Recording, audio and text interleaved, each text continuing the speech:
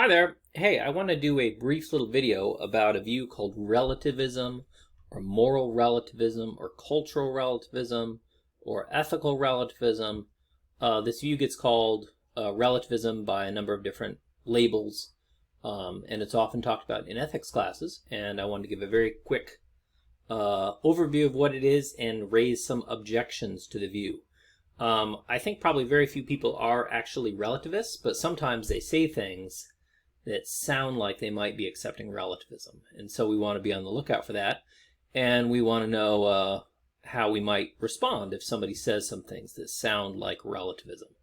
All right, so to get at the theory, I wonder if you could think about some things that are done in other cultures where if you or we think about what they do in those cultures, we are apt to think, oh, what they do is wrong. That's wrong that they do that.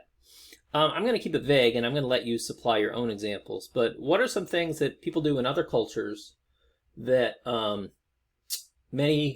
you and many people here are apt to think, oh, they're doing something wrong. They shouldn't do that. I bet you can think of some examples. And I also suspect you can imagine somebody saying, if you were to say, oh, what they do is wrong over there, somebody would pop up and say, hey, that's their culture, that's their tradition, that's their practice, that's what they do, and so you shouldn't criticize them. Well, if somebody says something like that, has those reactions like, hey, it's their culture, it's what they do, it's their practice, it's their tradition, and so they're not doing anything wrong, and so you shouldn't criticize them, they might be accepting a view that's called relativism.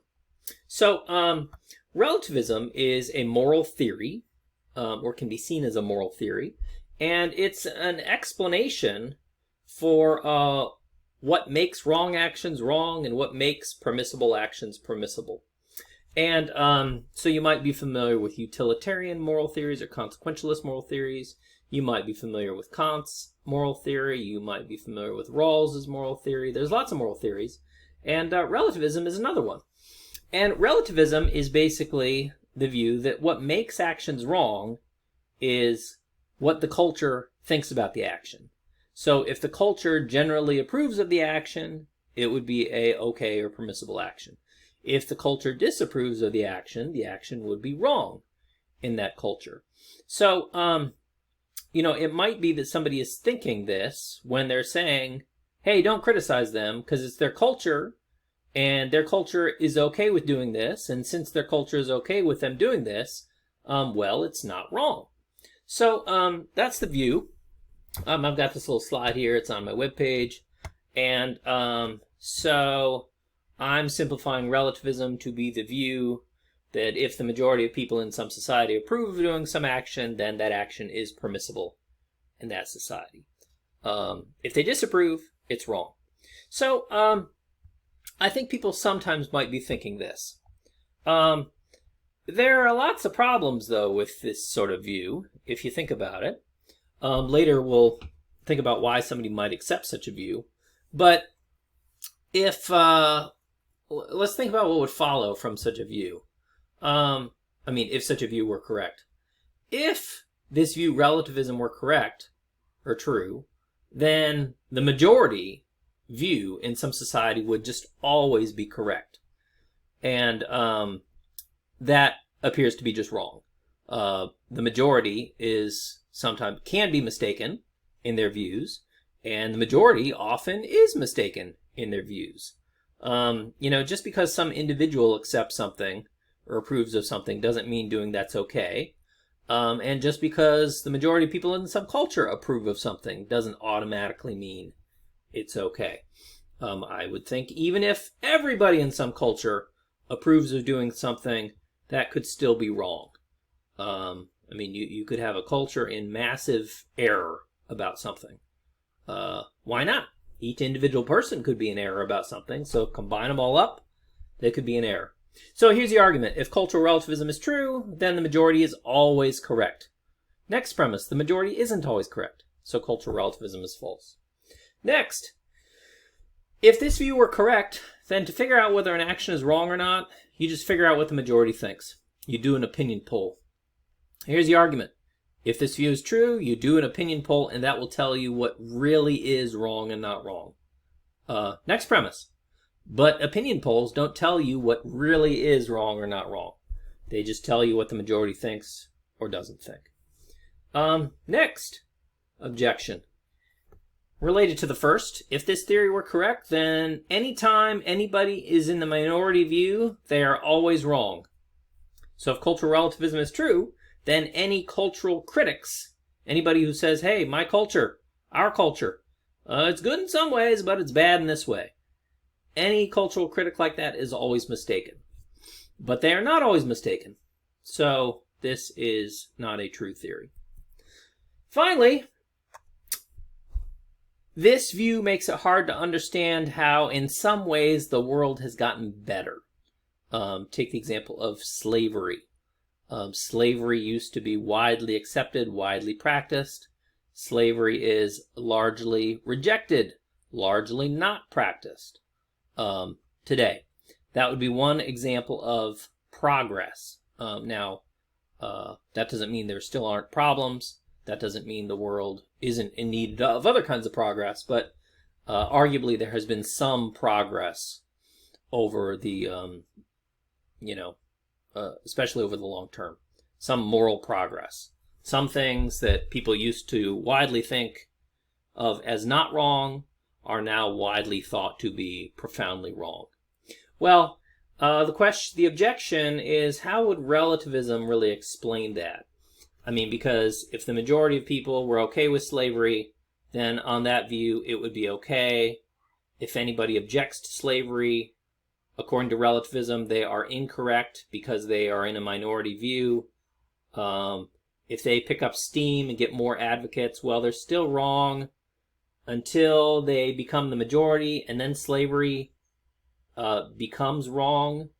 The thought is relativism misexplains what's going on.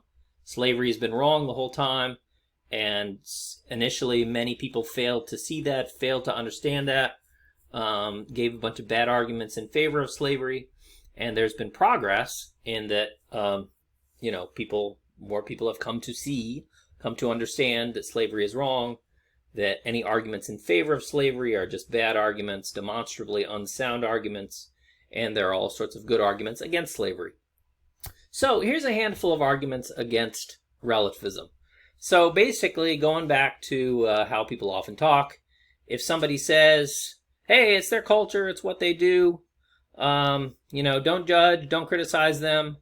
If they're saying that because they seem to be accepting something like cultural relativism, we can think about where that view goes, what sort of objections can be raised against it, what objections are raised against it, and so on. It doesn't seem to be a very plausible position. I can give another argument against relativism, and this takes it back to our own culture. If relativism were correct, then when we criticize the majority views of our culture, we're incorrect, according to that theory, because the majority is always correct. So if cultural relativism were true, then if somebody were to think, look, our culture has got this problem, we really need to change. If cultural relativism is true, you are wrong. We don't even need to hear you out. Any minority views are always wrong. So, why might somebody accept relativism? I think there's a bunch of possible reasons. Maybe they think that we should be tolerant of other cultures. And here's the deal.